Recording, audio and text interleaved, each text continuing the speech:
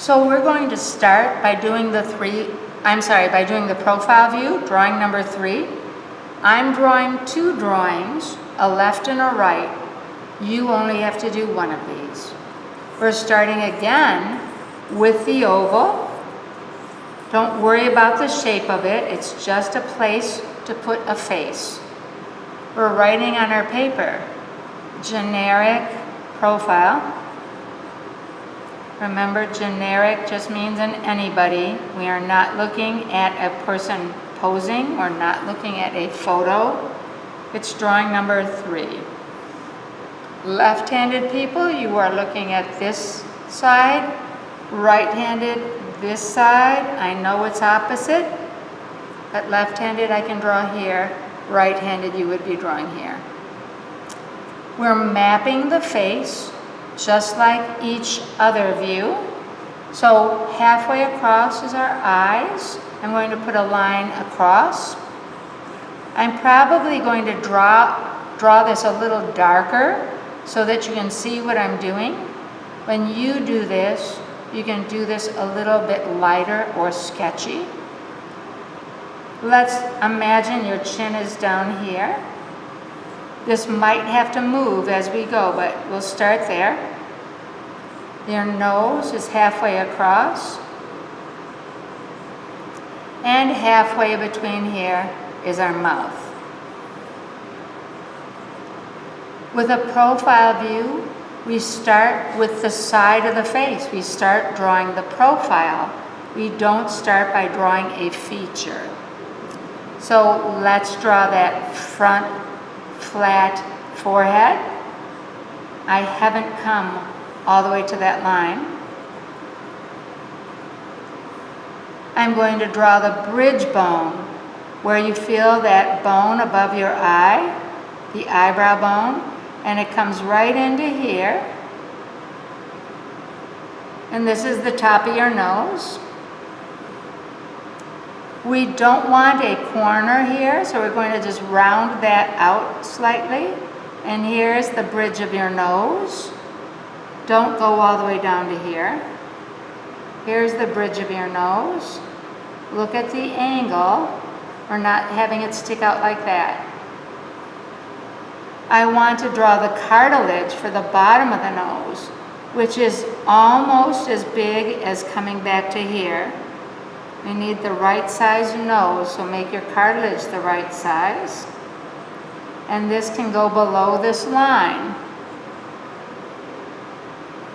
We're going to wrap around here and come halfway back for the bottom of your nose. We do not come back to here. Your lips and your chin are going to line up on this angle. So I'm putting an angle here that I'll erase later. The fulcrum underneath the nose, that little curve, fits right here.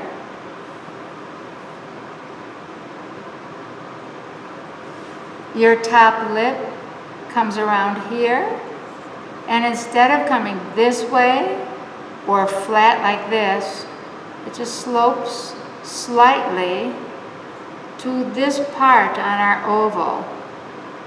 Don't let it hang too low. So curve that top lip, come slightly below that line. Your bottom lip doesn't start right here. It starts about here, so that we have kind of a V here. And I'm going to let it roll over here and come back slightly. That's the dent that's underneath your lip. Notice how wide this is here. Notice the V shape here.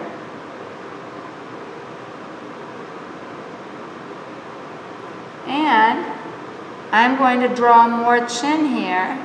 How much chin do I have to add? I need a big circle here. It's going to go to the oval. It's going to stick out past this area. So I've got a ball here that I'm going to erase later, about this size.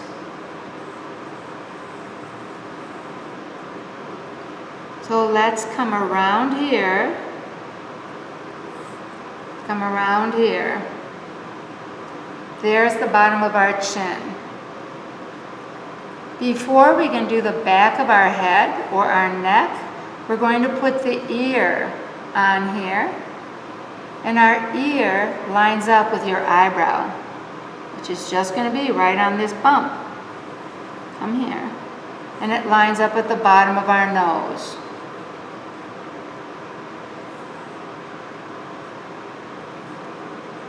So my ear is going to fit somewhat in here.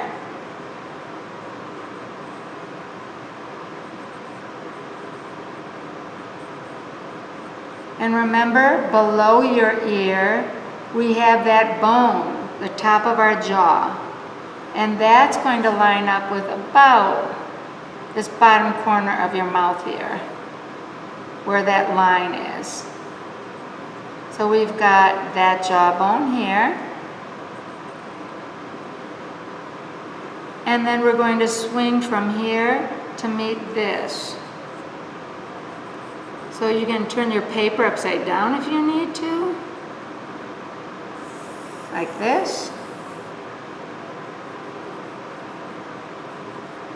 So whatever makes it easier for you to swing your wrist and get that connected. The front of your neck lines up a little with this oval, coincidentally. So there's the front, and it is on a slope. It's not straight. So this oval, really, if it came down through here, something like that. Now, how big is the top of your head? I'm going to turn your paper over, draw this smaller so you can see the size. So let's imagine our head is this big and this big. And we've got our profile here. And our chin and our jaw. I'll darken this up for you in just a minute. I'm just sketching through here to get proportion.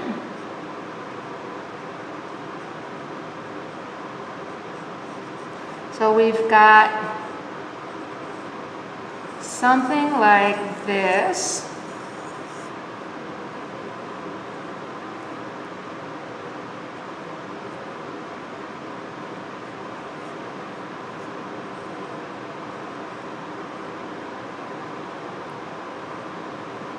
Now, if you remember, got an ear in here. Here's the middle of our head. Here's the bottom.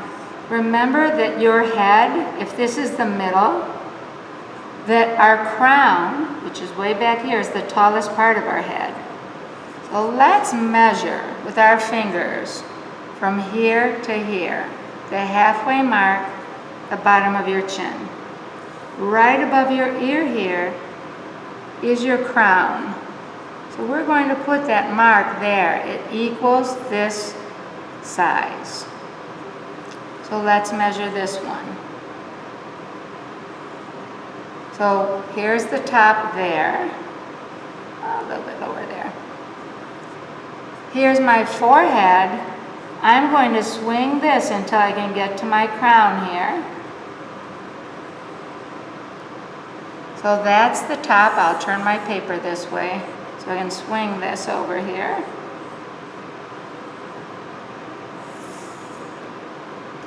Now, I know where the tallest part of my head is.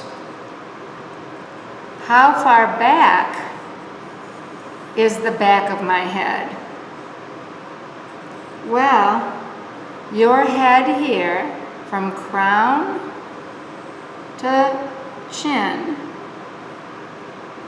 this height here, equals the same amount as from the front to the back. So I'm going to measure this, turn my paper, put my finger on my forehead, So now this oval is the same size as this oval. So I'm coming around,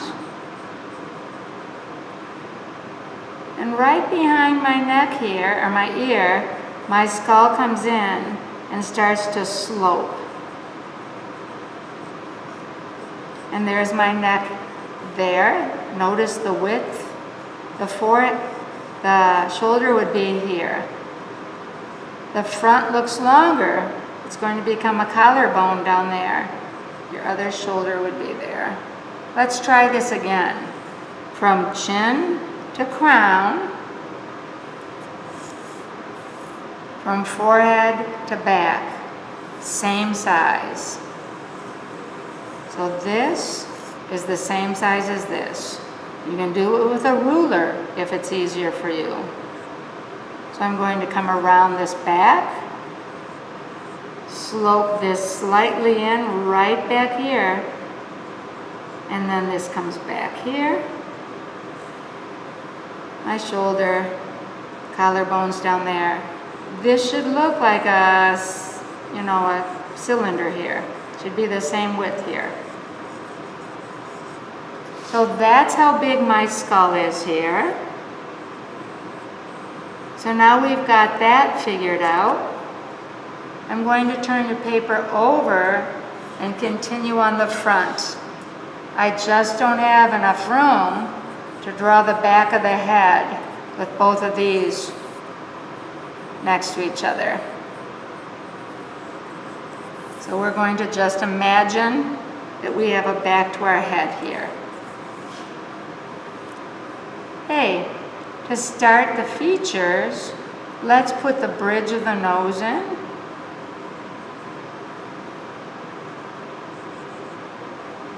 Let's put in the wing. And the wing is bigger than you think. And from this view, they don't really touch. Please don't give me something too tiny. From here up, that's the side of my nose. And from here to here, that's that shelf, the trapezoid that takes my nose back up to my forehead. You've been shading it all along in your other drawings. To make this, I'm going to put the nostril in this fold back here. They can't touch this. We have a little bit of skin here. Watch how long this is going to look from the side. It's going to look about this long. This comes up and around. It doesn't go back to here. These two things don't touch. So we've now got the right size nostril, and our nose makes sense from the side. That's all we have to do before we start shading. The philtrum is right here, so it defines that little bump in the middle of our lip. And this is just going to come up and then slope in this direction. That's a little extreme. So we're going to slope, and then this is going to round off and slope. So our top lip looks somewhat like that. The end of the lip can extend slightly past here. Bottom lip doesn't come all the way to here. Bottom lip comes from the fullest part up. This is skin underneath here.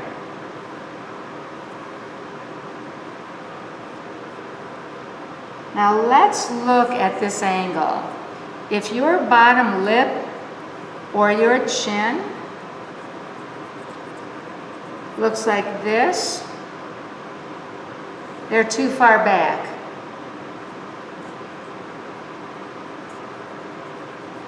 So let's make sure that this V is that shape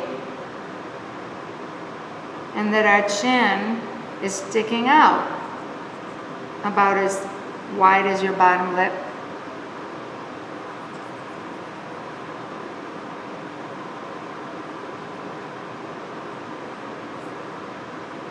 So we've got the shape of our mouth, the shape of our nose.